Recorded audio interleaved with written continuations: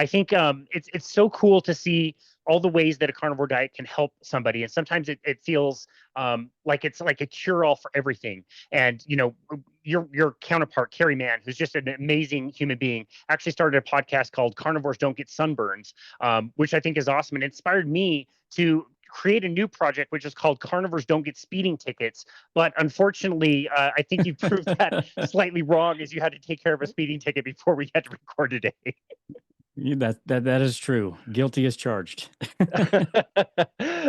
Hey, happens to the best of us. We'll kill that project as proves to be not true. But I also found out a few weeks ago, my wife and I played some epic rounds of cornhole, and it was one of the sunniest days we've had here in the Salt Lake Valley. And I did get a bit of a sunburn, and my nose is a bit red. So yeah, I had to be a little bit more careful with my sun exposure. But yeah, the carnivore diet is amazing, and it's played a huge role in your own healing. So much so that you've just completely like given up seemingly every single minute of your free time to work on this incredible movie, which I can't wait to talk about. But let's talk about your own health journey and how you've been able to transform some health issues that you had in the past by eventually finding a carnivore diet.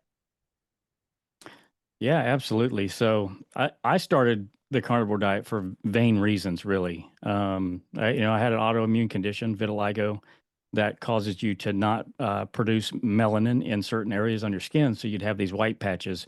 And I'm somewhat tan. So, these spots started to develop in areas other than around my waist. So prior to just before I started the carnivore diet, they were always hidden, right? So nobody could actually see them. Wasn't an issue, wasn't a problem.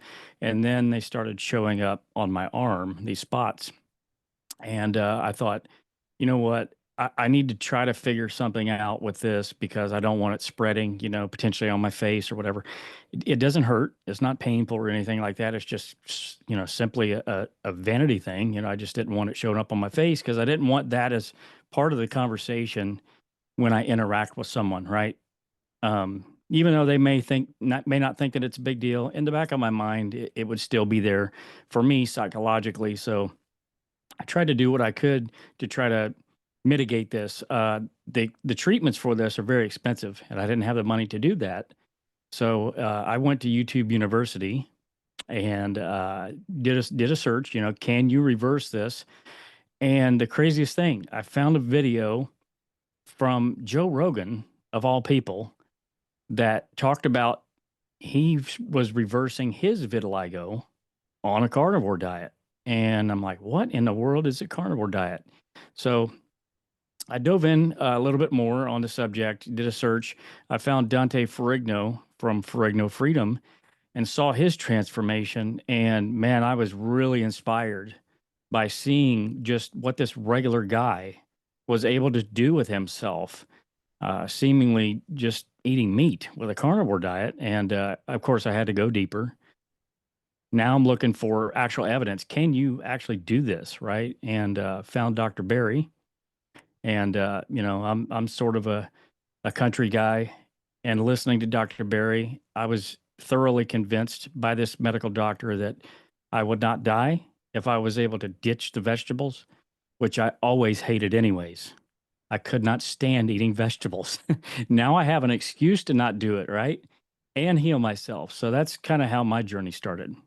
Wow, that's amazing. What was your history of dieting before you encountered all of that? And I want to go back actually. The skin condition, I'm not even fully convinced that I said it right in the introduction. It's not something I've ever heard of. Vitiligo, is that how do you pronounce Vi- it? so some people pronounce it vitiligo, and some people pronounce it vitiligo. So Okay, I guess it's gotcha. just tomato. Yeah, got it. Is it just cosmetic or is it actually painful?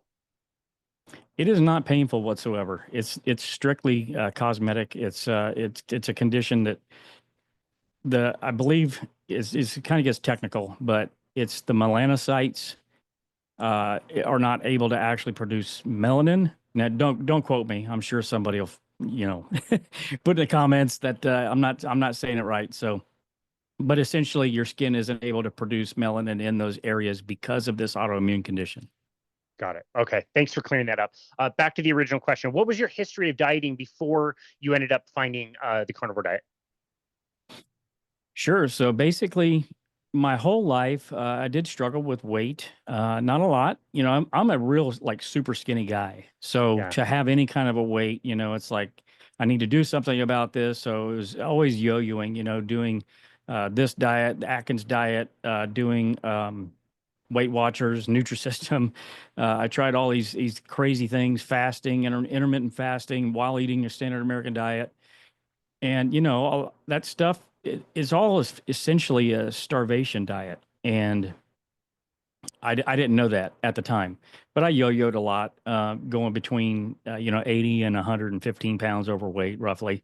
But just prior to starting the carnivore diet, I was actually on a raw vegan diet for Oh two my goodness. years. Yeah. So just for a little bit of context for people, this vitiligo had been around for 6 years roughly. Okay. So this was while I was eating standard American diet, doing all these other crazy diets. Um, I started 2 years prior to the carnivore diet, a raw vegan diet, but I did that. I didn't do it for ethical reasons. I did it because my friend and business partner had prostate cancer.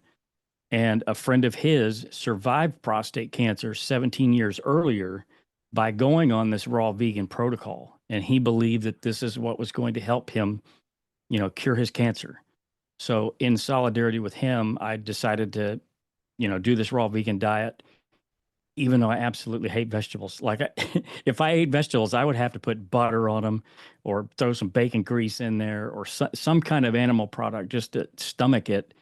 But to eat them raw, that was just a whole next level thing, right?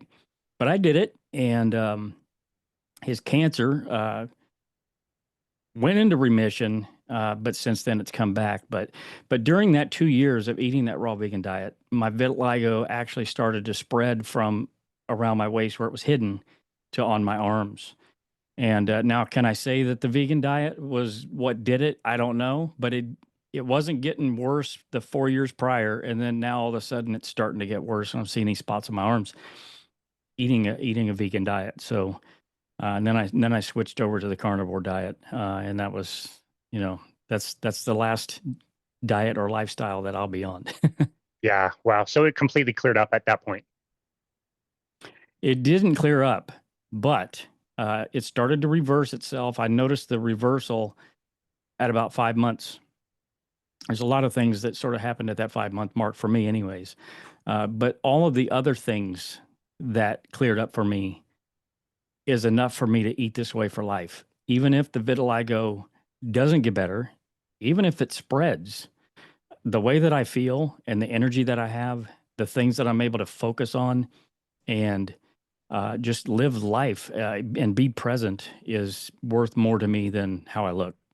Yeah, that's amazing. Wow. Did you notice anything else from eating a raw vegan diet? Again, it's hard to say whether that was the cause of anything, but you hear stories of people going raw vegan, and initially it's quite helpful because they're stepping away from the standard American diet, but at some point the honeymoon kind of ends and people end up with digestive issues or other skin issues or mental issues. Did you notice anything else that was maybe not improving or getting worse on a raw vegan diet? Well, one thing was I had to use the restroom like 3 times a day just because of Yeah. the massive amounts of fiber that I was consuming. But low energy, definitely low energy. Uh, Depression, anxiety was still there.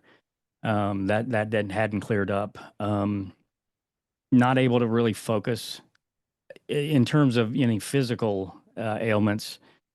Not so much really, just other than the vitiligo. That physical part of it was actually got worse. But yeah, bowel movements were okay, I guess, by standards today. That would be like super healthy, right? Yeah, totally. Okay. You said something else I want to touch on as well. You mentioned doing intermittent fasting, which I think is amazing and credible, but you also mentioned doing it while you were doing the standard American diet. I grew up Mormon, and every month we practice a fast, and we were eating a standard American diet, and that was by far the most miserable, worst day of the month. You didn't look forward to it at all. It was terrible when you were doing it. Can you tell us why something as amazing as intermittent fasting also depends on what you're eating, when you're eating them, why it's not the best idea to try intermittent fasting when you're on a standard American diet? Yeah, that's a great question. So, I definitely looking back in hindsight, I definitely wouldn't recommend it unless you're adding other things that are going to give you an actual fuel source and help you to sustain those periods of fasting. But yeah, it was torturous, like you mentioned. Low energy, angry, hangry, attitude. Depression, anxiety got worse during those periods. Did not have the energy to do absolutely anything. And it's effectively like you're in a prison camp. It's a starvation way of doing things. And contrast that with intermittent fasting while you're a carnivore. You have this nutrient dense food, and you're consuming lots of fat. And that fat is going to carry you through that fast, and the nutrients as well.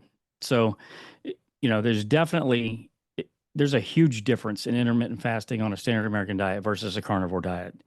And by far, it was much more pleasurable, much more sustainable, much more pleasurable, really, to do it on a carnivore diet. And while I was losing weight, I mean, it was a natural process. I wasn't even trying to do it, and I would go 24 hours, sometimes 48 hours before I'm like, man, I need to eat, right?